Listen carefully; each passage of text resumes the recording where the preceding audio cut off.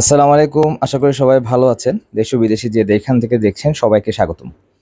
Prospective Bangladeshi students planning to study abroad এর founder হিসেবে এবং as an education immigration consultant আমি রেগুলার ভিডিওস করে থাকি বিভিন্ন দেশের বিষয়গুলো নিয়ে এবং বিদেশি উচ্চশিক্ষার জন্য যারা আগ্রহী তাদেরকে ইনফরমেশন দিয়ে থাকি। সো রিসেন্টলি এখন অগস্টের প্রায় মাঝামাঝি সময়। সো এই সেপ্টেম্বর ইনটেকে জন্য আমি আপডেট করেছিলাম। ভিডিও তেমন একটা করা হয়নি।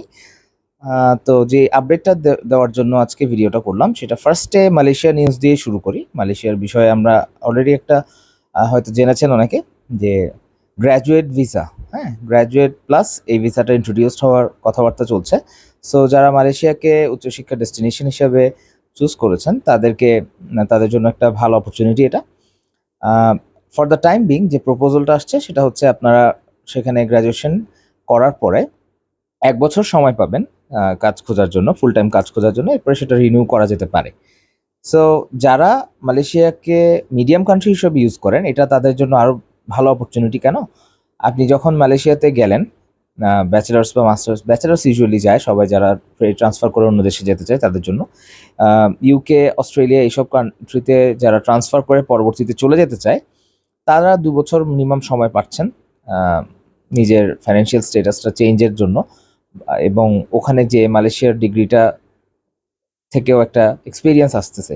এরপরে আপনি আপনার গ্রেডস অ্যান্ড এভরিথিং যদি আপ টু দ্য মার্ক রাখেন, আপনারা ক্রেডিট ট্রান্সফার করে চলে যেতে পারেন, অথবা আপনারা ফুল টাইম শেষ করে ১ বছর জব খুঁজতে পারেন।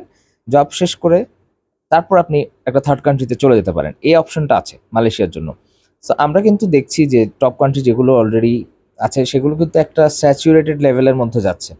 যেমন ক্যানাডা বলেন, ইউএসএ বলেন, ইউকে, ইউরোপের গুলো দেশ। অস্ট্রেলিয়া আপাতত দৃষ্টিতে দেখা যাচ্ছে অস্ট্রেলিয়াতে স্টুডেন্টরা যাচ্ছে ফর সেটেলমেন্ট পারপাস আরকি। বাট এটা কতদিন পর্যন্ত তারা মানে স্টুডেন্ট ফ্রেন্ডলি কান্ট্রি থাকবে, এটা এখনো হচ্ছে আমাদের রিসার্চ এবং আমাদের ডেটা দিয়ে বুঝতে হবে। ঠিক আছে? কারণ তাদের একটা দেশের একটা ইমিগ্রেশন টার্গেট থাকে।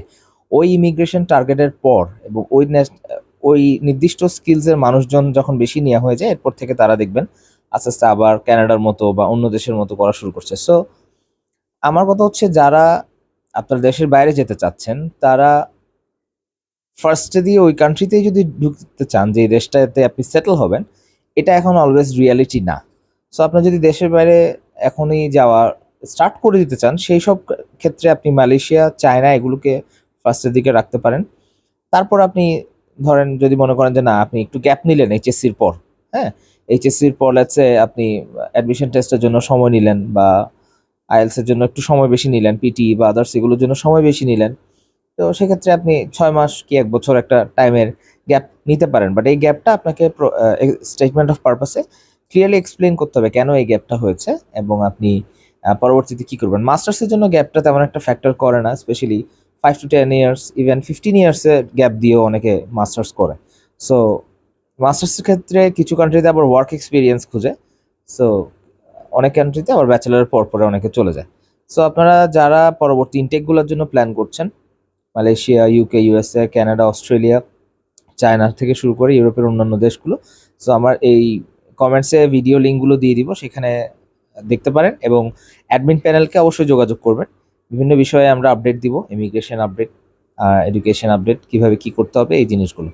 আর এর পাশাপাশি একটা ইনফরমেশন দিয়েছি, আমাদের একটা পেইড সার্ভিস আছে। ফ্রি ইনফরমেশন দেওয়ার পরেও অনেকে যারা একদম টেইলার্ড সার্ভিস চান তাদের জন্য, তো তাদের জন্য ফ্যাসিলিটি আছে। একটু স্পিড আপ হয়ে যায় আরকি প্রসেসটা। ধন্যবাদ সবাইকে। আশা করি ভালো থাকবেন। আসসালামু আলাইকুম।